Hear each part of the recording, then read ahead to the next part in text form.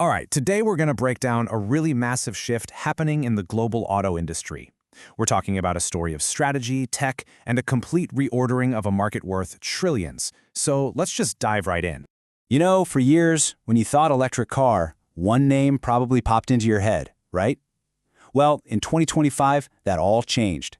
A really long reign at the top of the all-electric vehicle market, what we call the BEV market, it officially came to an end. This is a huge deal, and it's basically setting the stage for a totally new era. And these numbers right here, they pretty much tell the whole story. So get this, in 2025, China's BYD delivered around 2.26 million all-electric vehicles. That's a staggering 28% growth in just 1 year.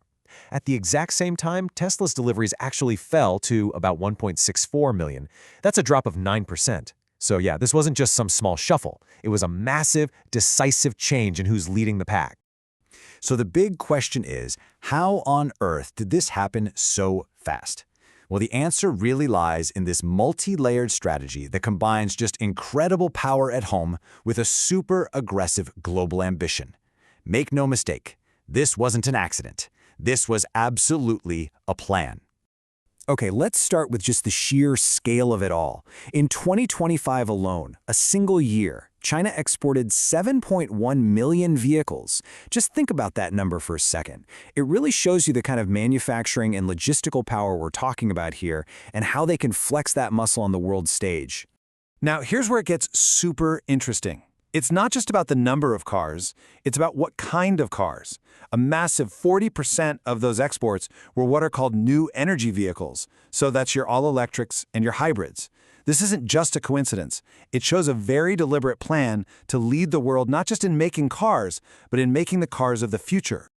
So this whole success story really rests on three main pillars. First up, they have a massive home market. I mean, BYD alone has a 32% share there. Second, they're pushing exports like crazy. BYD's exports jumped by an insane 200% in 2025. And third, you've got these new powerful players jumping in from the tech world, like Xiaomi. Their very first car got nearly 300,000 orders almost overnight. It's just incredible. But, you know, the cars themselves are really only half the story. If you want to truly understand how this dominance happened, we have to look under the hood, literally, at the single most important part of any electric vehicle, the battery. That's where the real power is. The key concept to get your head around here is something called specialized vertical integration. Now, I know that sounds super technical and complicated, but the idea is actually simple and incredibly powerful. It just means you control every single step of the process. I'm talking from digging the raw materials out of the ground to actually making the battery cells and even recycling them when they're done. And you can really break this strategy down into 3 clear steps. Step 1, you secure the upstream stuff, the raw materials. Think lithium, cobalt. Step 2, you completely dominate the core manufacturing of the battery cells themselves. And step 3, you control the downstream by investing a ton in recycling. What you end up with is this powerful closed-loop system that is just incredibly tough for anyone else to compete with. And the result of that whole strategy? Well, it's this number right here.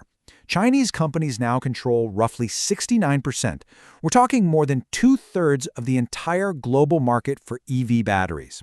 This gives them an absolutely massive amount of control over not just the supply, but maybe even more importantly, the cost.